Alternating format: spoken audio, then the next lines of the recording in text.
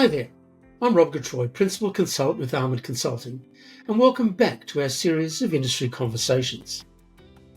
In our role as independent consultants to the civilian armoured vehicle industry, one of our primary goals is to provide up-to-date information that is of a high technical content for members of the industry, particularly for procurement agencies, fleet managers, and users. Today we continue our series by bringing you a conversation I recently had with Martin Cardenal. Martin is the CEO of Square One Armouring, a Florida-based family-owned business with a rich history in the armouring industry. In this conversation, we discuss the history of the company going back to his father's decision to establish the company 34 years ago. With that, Martin has seen considerable changes in the armouring market. We spoke of the importance of integration and innovation in manufacturing, the challenges and opportunities presented by electric vehicles, and valuable leadership lessons learned over the years. Martin shares insights into the company's commitment to quality and the necessity for adapting to changing market demands while maintaining a focus on safety and efficiency. I hope you enjoyed this wide-ranging conversation as much as I had in recording it. And please don't forget to hit the subscribe button below to keep up to date with all the new interviews and other videos that we are posting onto our YouTube channel. So it's enough from me. Please welcome Mr. Martin Cardenal.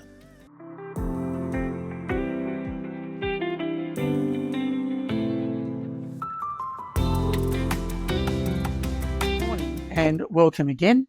Today I'm delighted to have a conversation with Martin Cardenal from Square One, a armouring company based in Florida in the United States. Good morning, Martin. Good morning, Rob. Thank you for having us. Excellent. Very good. All right. So as we normally start, why don't you tell us a little bit about yourself, a little bit about Square One as a company. And my understanding is your father actually started the company. So I'd be interested to hear a bit about the history, how he started, and also your decision to join the company. Sure. Thank you. So we're actually pretty proud about this. So we are a second generation family owned business, and we have a pretty long history, I think, in my opinion. We have been doing this now for 34 years. We were founded in 1991, but the story goes back a little further. You know, my father actually got into this industry through what I think was maybe a very natural progression. He actually began in construction, in roofing, and that actually kind of led into the opportunity of helping to develop some structural security. And as a result of his involvement with structural security, from the initial involvement with construction and roofing, there kind of opened the door, the need for mobile security, correct? You have the security in the structure, but you have to get from point A to point B. And we're talking back in the 80s when this really started in Latin America in particular. That was really kind of his starting point. And he was involved in early development for armored vehicles for that need in the 80s in Latin America. And from there, it opened the door for him to begin work with a US-based company that actually recruited him to be their representative. And we came, all of us, to the US as a result. And a few years working in that company, it wasn't quite progressing the way that he felt it needed to progress. My father had an engineering background. He started his engineering background in Georgia Tech. So he was putting a lot of that emphasis on it very early on when there wasn't necessarily that emphasis being put on it. It was more of an artisan, kind of an industry at that moment. And he wasn't making progress internally in that organization. So he decided to go and start Square One Armoring Services. And then in essence, he wanted to go back to Square One and start with a clean sheet. Okay. Right. So, and that's how Square One really was born. It was a desire to really try to implement the engineering disciplines that he had learned into the armoring community. And The other factor too was he didn't see anybody really offering at the time the higher levels of armor that he saw were being needed. It was much lower level configurations. The handgun levels were very common at the time. I think that was kind of what was the industry standard, and that was kind of what was technically the limitation of the industry in that region, at least. And he was one of the first ones, and he did very well in the beginning because of it, to be able to integrate with the higher level materials like the steels, the ceramics, and integrate them into the commercial passenger vehicles and offer these higher levels of protection, at least ballistic at the beginning. And that's kind of how the Square One was born, out of that desire. And my involvement with it has really been all my life. I mean, I was since I can remember, I was always seeing the armored vehicles coming back home for, mobility testing or long-term testing, things like that. He would drive them home and he would test them out, and I would see these, doors with all this very thick, heavy glass, and I always found it so fascinating. And then I was also exposed to the ballistic testing, and I thought that was very neat and interesting. And as I got a little bit older, I kind of was heading in a path more in the computer industry. In the early and late 90s, that was kind of very popular. That was it was kind of the beginning of my journey. But I kind of came back. I was kind of drawn back to the family business and the armoring, and I did always have the opportunities to work. So I always had, I worked administratively. I worked in the shop. We were cutting steel, bending it, installing fiberglass, all of the above. So I've always been involved, but I wasn't until maybe 99 and 2000 where I finally formally just came into the business, and I had to start from the ground up. And eventually, my father kind of transitioned out of the main role. We transitioned in the next generation, and ultimately he's no longer with us, but his legacy lives on in Square One. So it's interesting you say that, in that I think it's always a challenge for the second generation to come into a family business, and in some cases, the second generation will come in at a, maybe in a marketing area or into a sort of a senior VP, so to speak, area. And what I found in speaking to a number of people through the manufacturing sector is that the best way is to start on the factory floor and to cut the steel, to be the storeman that's taking parts out of the warehouse. So understanding how the warehouse system works, how the manufacturing processing works, see where the bottlenecks are, see where the problems are, so that as you gain that knowledge and appreciation, and then you move into that senior management position, it's one of knowledge rather than of theory. Excellent. All right. And so your factory, you're in Florida, in South Florida, I believe. We are in Miami. We're in a part of Miami called Kendall. But the general county is Miami-Dade County. So all right. Very good. All right, good.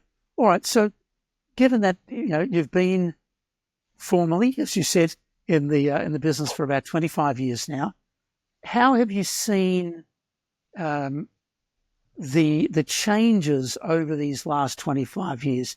If you can reflect on it, and what would you say are some of the key factors that have impacted and been the driving forces of those changes over these last 25 years? Because like you, I've been in this game about 25 years, I suppose. And I remember the very early versions of the vehicles that the group I was working with in the Defence Department in Australia were building for the Solomon Islands, and it was as basic as you could ever find. And compared to today, it's from 0 to 100 differential. Reflect upon some of the things that you've seen in your years. Sure. So the first thing that comes to my mind, I think, if I was to try to encompass the length of time that we're talking about, I think the biggest thing that has changed the most has been really the understanding of the integration methodology. And the result of the integration methodology improvements that we've seen, I think, has also been attributed to the end user community having a better understanding of the results on the ground, right, of what has been being offered in the market, and the testing that occurs that some of the institutions have created over the years, and how comprehensive they've become. And I think that's helped a lot in really vetting the integration methodology that's being used now. The materials, I think that there's always been, I've seen a lot of movement always back and forth. There's always a pendulum swing with materials. The innovation of materials is sometimes a little bit slower paced. It's, there's always factors of cost consideration, etc. Mass adoption of materials, but I don't think that's really where it is. I think ultimately is integration.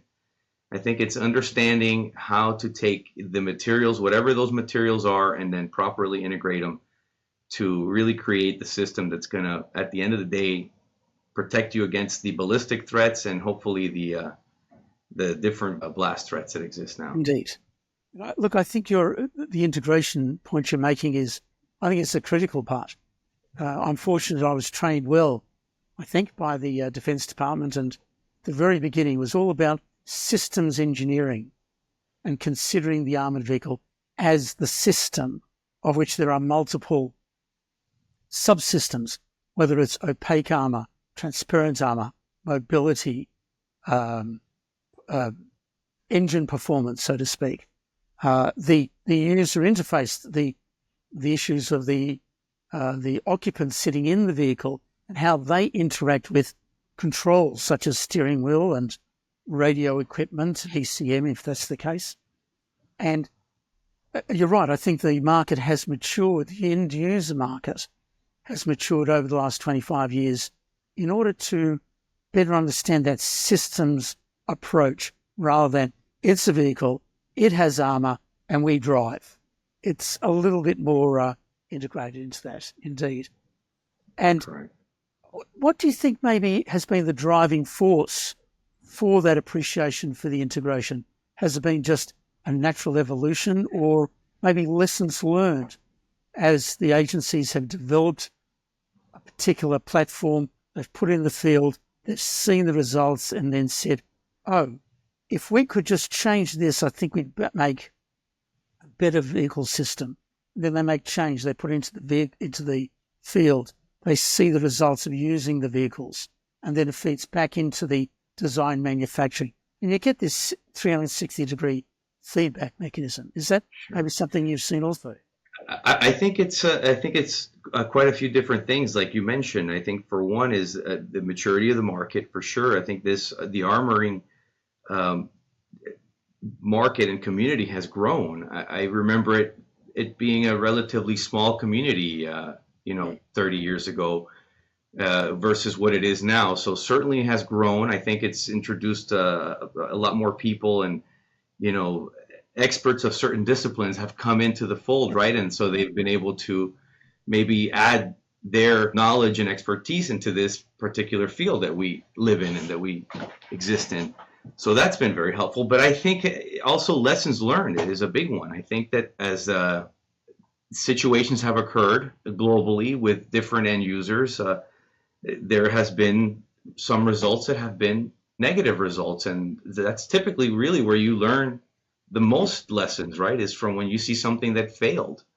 And then you need to recover from that. And that's where there's been a lot of learning done. But I feel also that the institutional buyers have helped drive that also. Some of the larger government agencies, they've been able to drive some of this as well, because they have the means and the budgets to be able to develop testing methods or request it, right, and ultimately fund it to a certain degree. And so there's a lot of lessons learned there. I know for us, we were able to begin full system testing quite a while ago. We started in the mid 2000s testing full systems, Right. Which was very important because, as you know, before that, and still even to some degree today, some standards still only ask for a material test, and that's fine. I think that's important. I'm not diminishing that, but It's a going step and testing a process. 15 by 15 coupon of something, it doesn't necessarily translate right into that full system integration.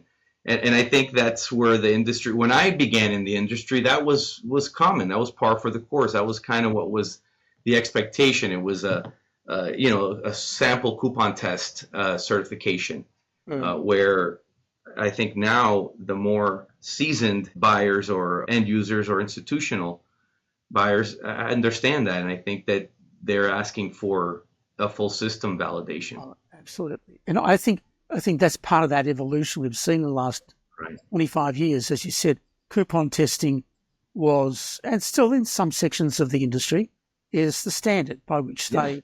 Yeah. And it's important. I don't want to diminish it. Correct. And that's what I'm saying. It's a two-step process.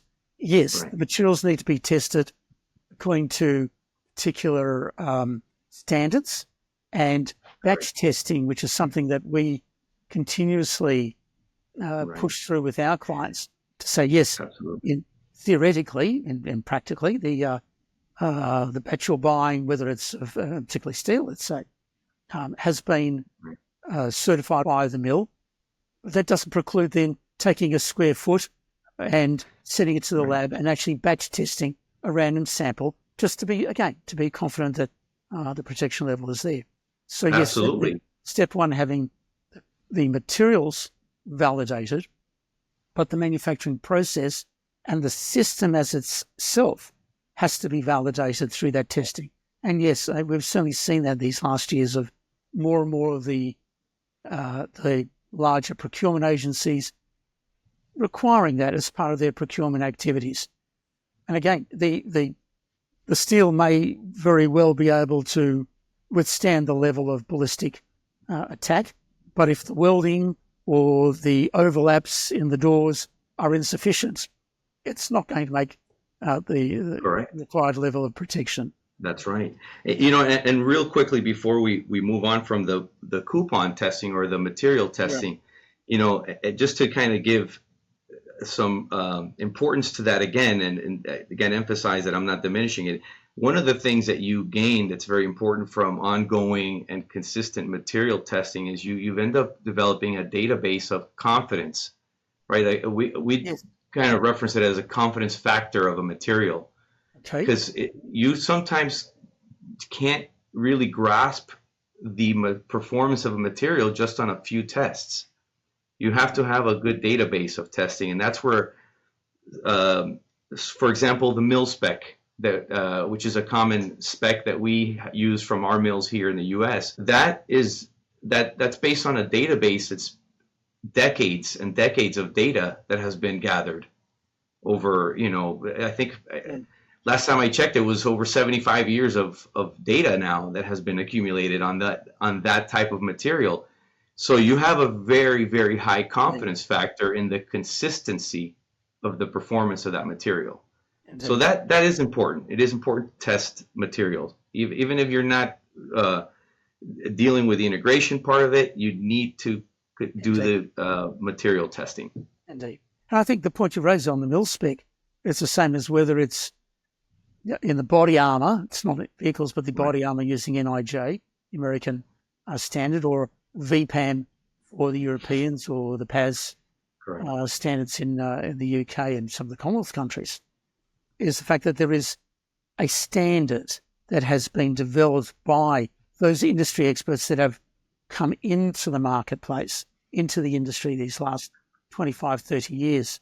And there is now a consistency in the testing approach in relation to the standards themselves, and therefore the processes and the testing methodology, so that when you test a sheet of steel, say an Armox 550 today, and if you did the same test in a year's time, you can compare and contrast because there is that consistency, and that's important. And I think that comes back to this lessons learned issue, is that over time, the market, the industry has learned and has been able to feed back into those areas. So, indeed, all right.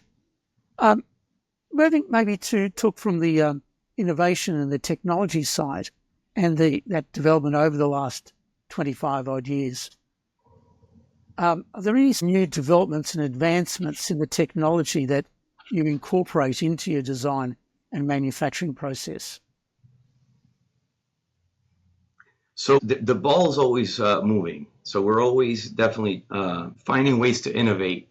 Our main goal is always to provide the highest level of protection, right? We want to make sure that we save lives when we are integrating these vehicles. But we also want to be able to do it efficiently. And very importantly, we want to be able to do it repetitively the same way all the time. Yeah. So a lot of our focus and attention is on how to be able to repetitively build that high level of quality and integration that we have. So that's where our focus is different automations that we can incorporate, the engineering tools that we keep adding to our tool chest to help better integrate into these vehicles. These OEM vehicles, they're moving also at a certain pace. They're changing and they're adding and incorporating new features and advancements. So that's also something that we have to stay on top of and that we have to deal with, is how do we take this vehicle that we're going to radically modify in every aspect of it. So a lot of the advancements are in understanding the OEM in manufacturing and how we can properly merge those two. Right, indeed. And I've been fortunate. I've visited many an up armourer around the world, and there's fairly standardised processing through pretty much everybody along the way. Do you see a greater role maybe for robotics in the manufacturing process, potentially in welding or in finishing, on component subassembling? Do you see that as a future role coming into manufacturing? Yes, I do. I do see that. I see that there's the ability to it has to be done. It's an interesting dynamic, the integration into an OEM vehicle, the way that it has to be integrated. But I think, yes, I think that that's definitely one of the paths forward is the robotics, in different things like welding, maybe even, assistance in the assembly part of the integration into the vehicle.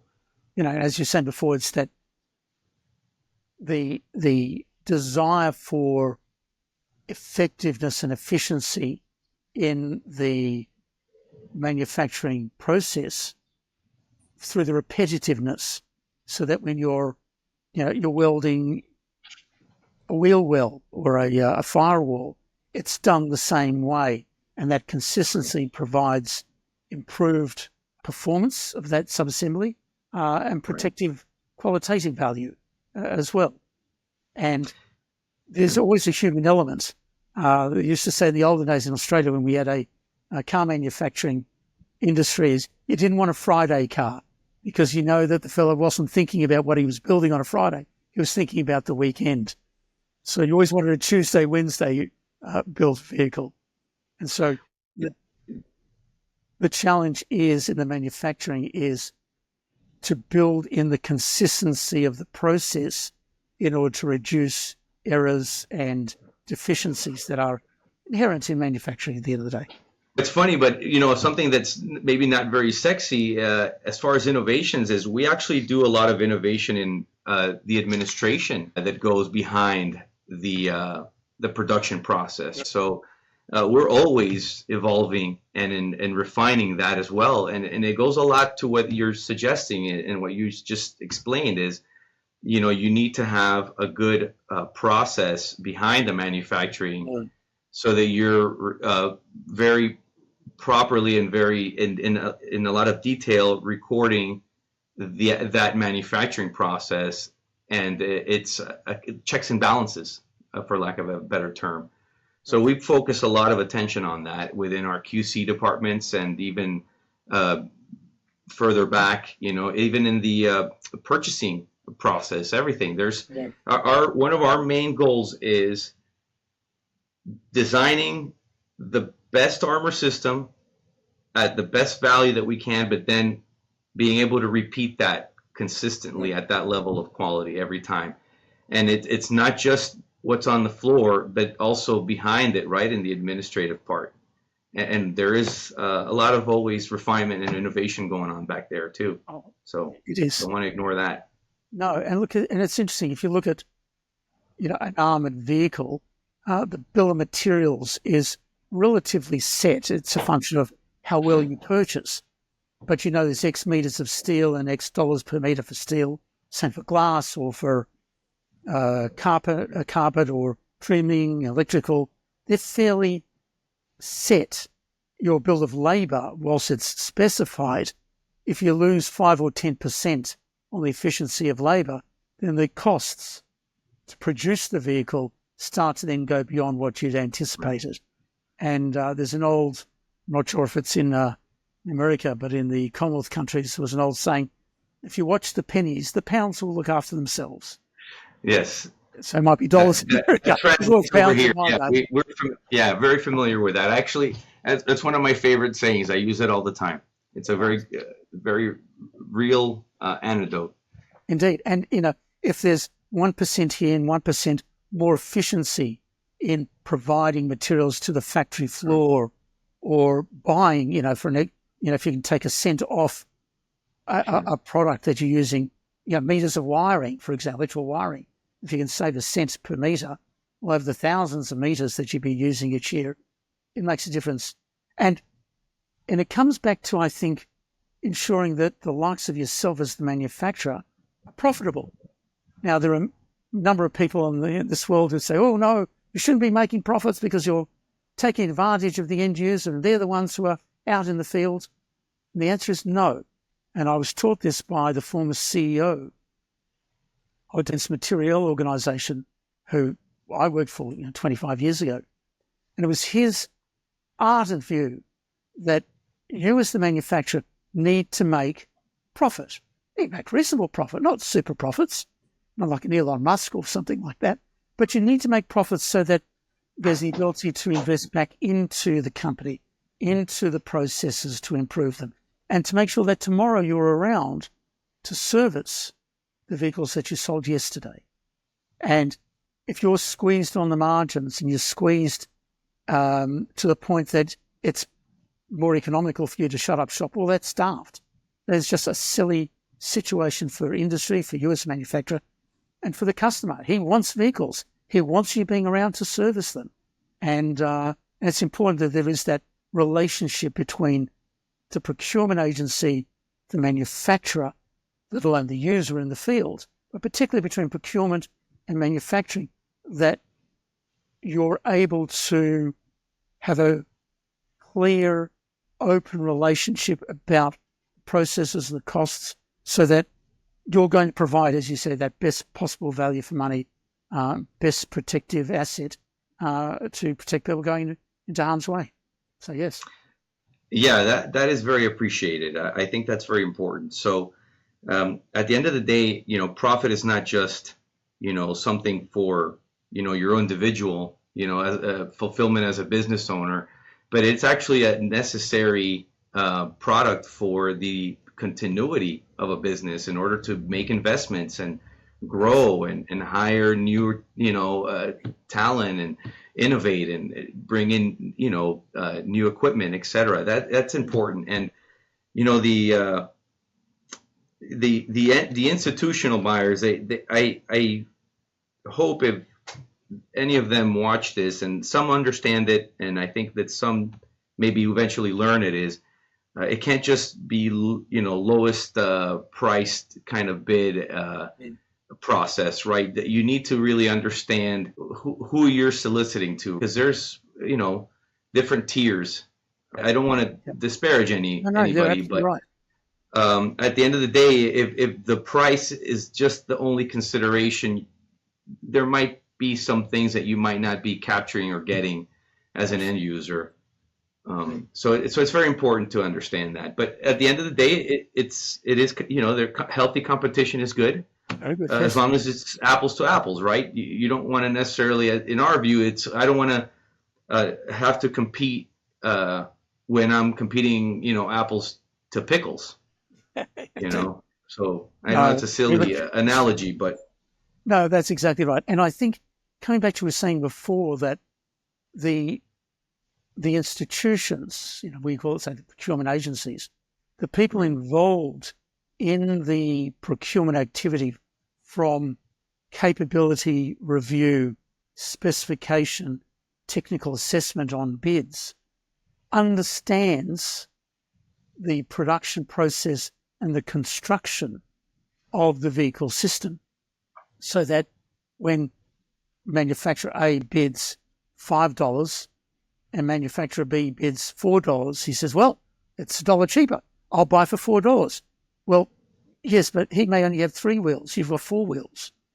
And it's important that, first, you have 4 wheels, there's no doubt, but that they have an appreciation for the complexity of the design, development, production of the system, and then understands that when there is a price, there is a cost. It's an investment in how it is then constructed and a determinant for value for money. Value for money is not the lowest price, given that there's a capability requirement as well as the quality assurance process at the same time. All right. So talking then about innovation of sorts, 2 things I wanted to ask is, one is the 2 most common topics conversation these days. One is, which of course is AI. And I think still in the very early days of AI involved with life itself. Certainly when you ask AI to write something or to create a picture, it's getting better. Have you seen any developments of that within then the manufacturing process and in sort of your line of work, manufacturing for apartment vehicles?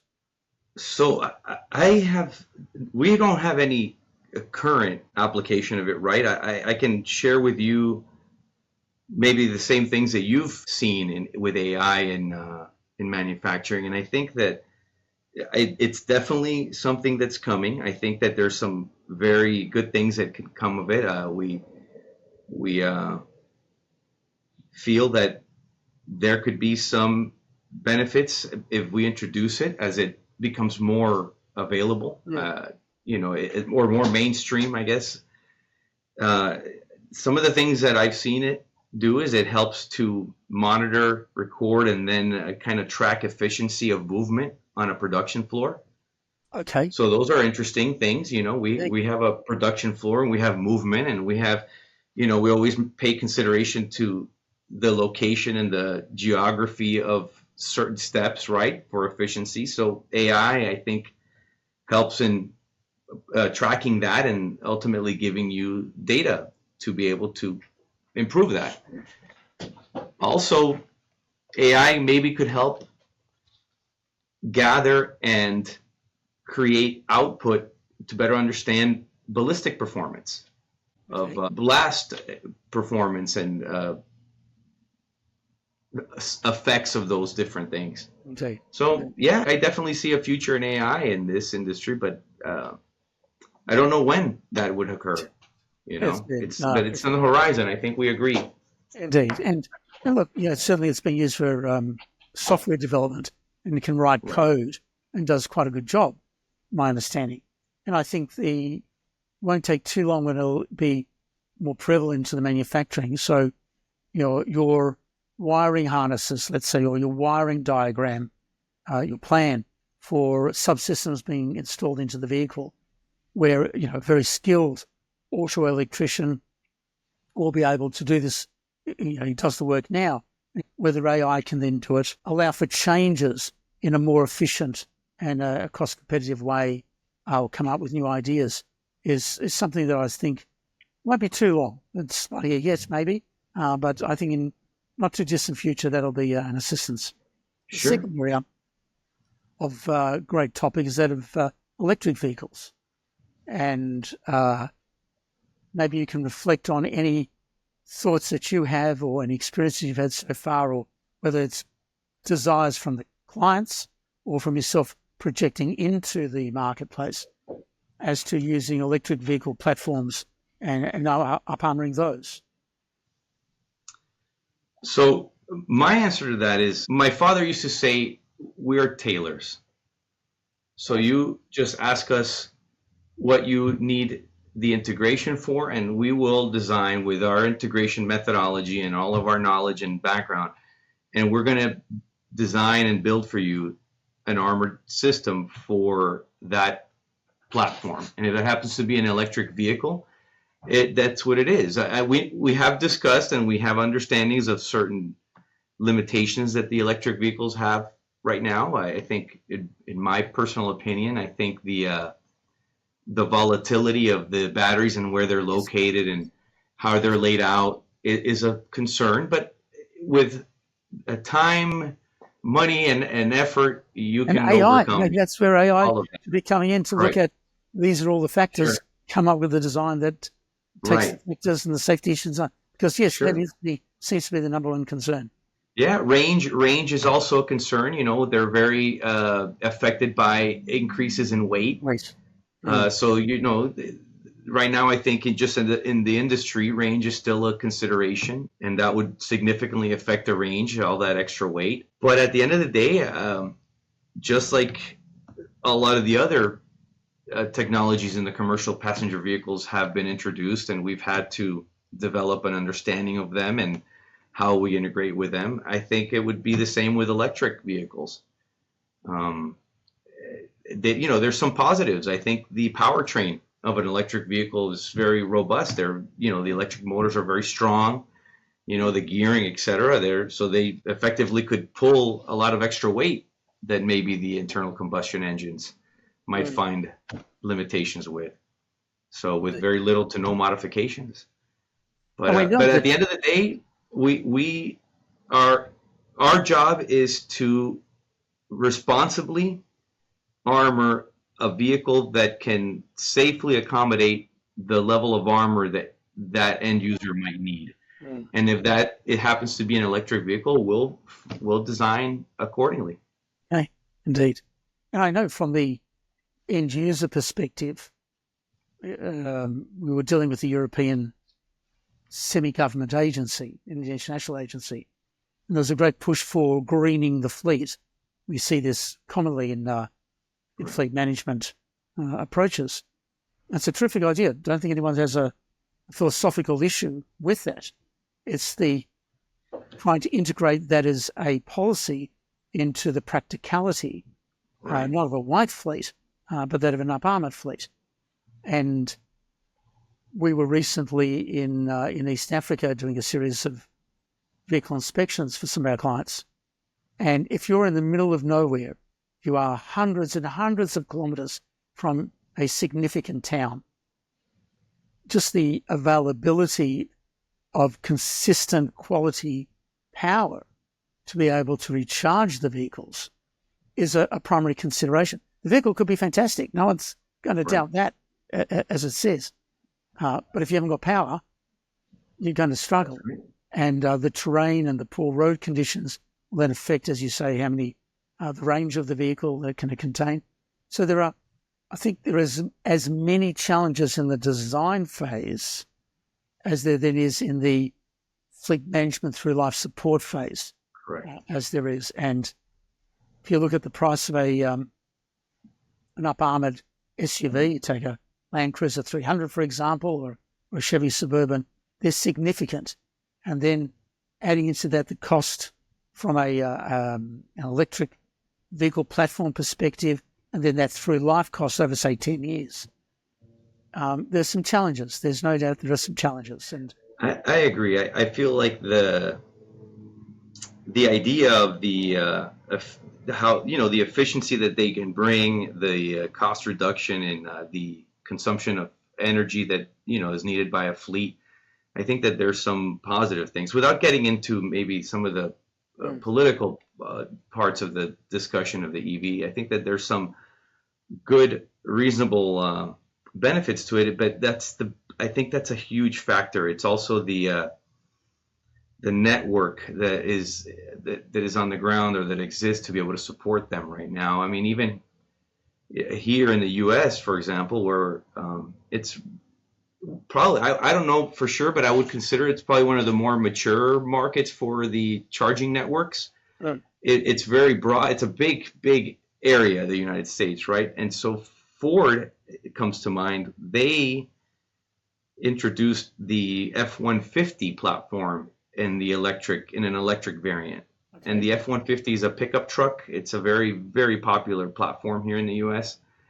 And it's used all over the country. But it's used by a lot of farming and rural areas. And it just never gained adoption. I don't think it did very well for Ford. And one of the reasons there was nowhere you could go to charge it, as opposed to internal combustion where the infrastructure for fuel is already there and it's common, So yes. I think my point is, I think that's compounded even more with some of the regions of the world where these end users really go with these armored vehicles. Absolutely. You're sitting in Garowe in Somalia, and that's a reasonable sized town for Somalia, but yeah. I don't think there's a charging station on every street corner.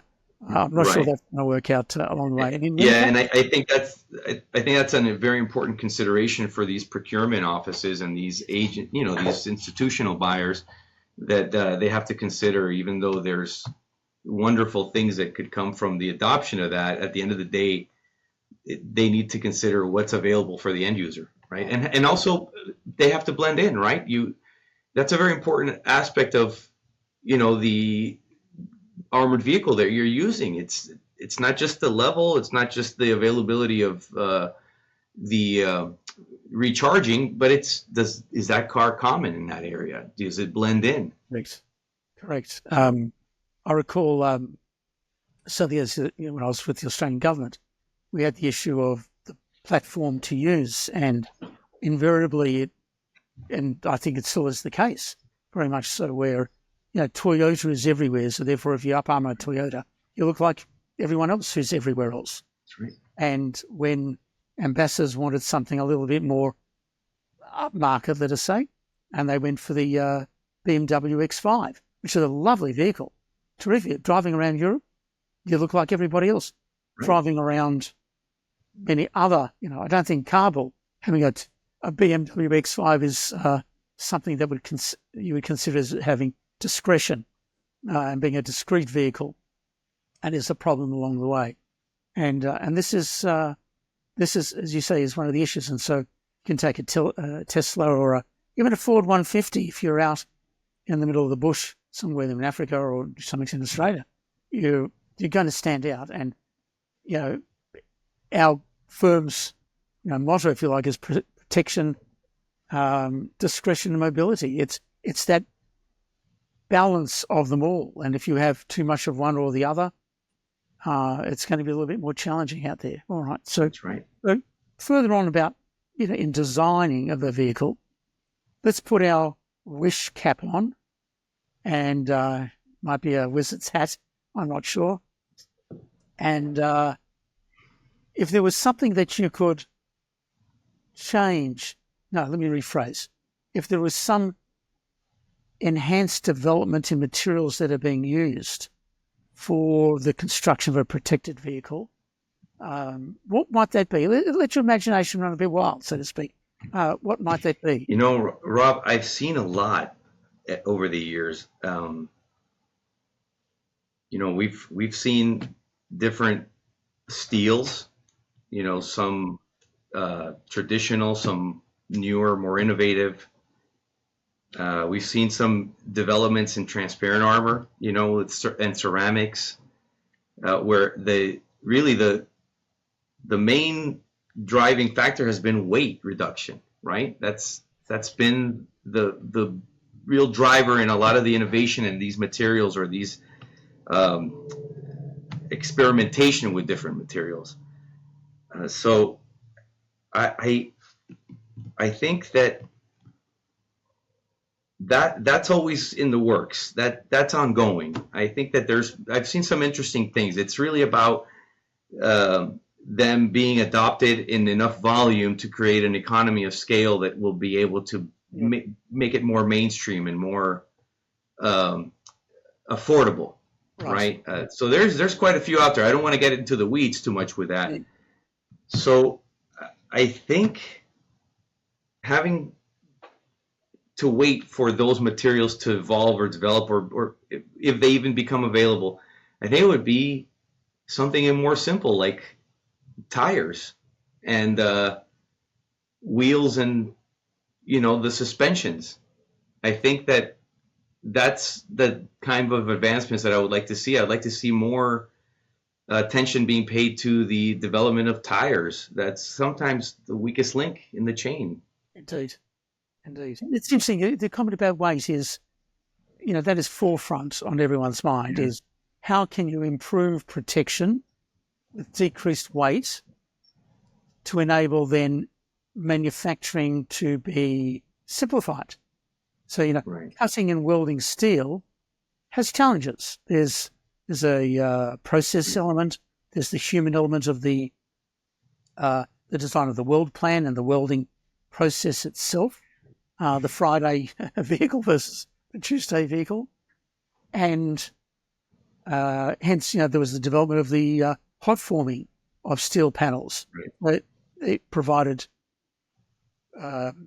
improvements in that qualitative consistency and protection because of the withdrawal of oil joints. So that was a lovely development. Certainly the ceramics are an area that are being used and has ongoing potential along the way. So how we would have we tell our clients too that we would hope to see lightweight, more flexible, and again from a blast perspective to have that flexibility in the materials, given that a higher Brunel rating of armored steel is terrific because it's lighter weight, but it's more brittle. It doesn't have that flexibility of a slightly lower Brunel rating. So there is this balancing always in a systems engineering approach, this balance of the flexibility, the simplicity, the ability to incorporate into manufacturing, higher levels of protection, lower cost per meter. As Nia Khan said at CAV Forum last year, the best form of protection is one basically you don't have. If you don't need to put it on, that's the best form of protection. That's right. Putting it on has costs of weight and processes and quality and dollars, etc. along the way. All right. Right, let me ask another question, sort of a final to start wrapping up. More taking a difference away from the technical side, but from a corporate side and that of leadership along the way. You're running a fairly large, successful business, been in business for many years. And as we know, I think the statistics, certainly in Australia, was 95% of businesses stop after 5 years. They die. So the fact that you've been around for many, many years is you're obviously doing a whole lot of things right. Are there any sort of key lessons that you've learned from a leadership management type perspective in managing the dynamics of a large company like yourself, the changing marketplace from a technological, geopolitical, and from the user's perspective? Are there any of sort of those leadership areas that you might want to share with us? So I have the benefit of not only the lessons that I learned, but the lessons that I got to watch my father learn as he built this business. And I think the first thing that it comes to mind watching my father operate and how he started and grew this business is you kind of have to have guts, right? You have to be willing to take some risks. That's the first thing that comes to mind. But then the next thing that comes to mind very quickly after that is also transparency, not only internally with your staff, but also with your client. And just being transparent and forthcoming. I think that's helped us build, a good rapport and a good reputation with the people that do know us. We're very low profile, and we're expanding a little bit now into the market in Europe. That's how we've had the opportunity to meet. We're very excited that we've done the validation with the VR7 for the Toyota Land Cruiser 300 which we're happy to report. It did exceptionally well. We've all the knowledge and experience that we have brought to the table. We got the results that we expected over there. So, but I would say that that's important. That's important, and also the ability to move quickly. I think that's important. This industry can shift very quickly between conflicts and drawdowns, etc., different things. Also, the need to be able to design for the changing platforms that the OEMs are having to move and adapt to their markets, and we're basically at the mercy of that. So that's important as well. I think the speed in which you can change direction or shift to the changing market and the changing conditions from the origin of the platforms that we ultimately integrate for. Very good. Excellent. All right. Look, thank you so much for your time. It's I've known of your existence, I suppose, for 25, 30 years. I've not had the privilege of visiting your facility, and hopefully soon. You're welcome anytime, Rob. The door's I have open. family in Florida, so they're always saying, come to Florida and visit. So And there's no excuses anymore. Excellent. So look, thank you so much for your time. Thank you for sharing your insights with the industry. I know that it's a challenge in some regards because there's a lot of confidentiality in the competitiveness in this industry. And so we're always very appreciative of the armoring part of the industry to share some thoughts and some ideas for the broader market. And we're very grateful for your time today. So It's thanks my very pleasure, much. Rob. Much appreciated. I appreciate it. Thank you very much. It was good talking to you. Thank you.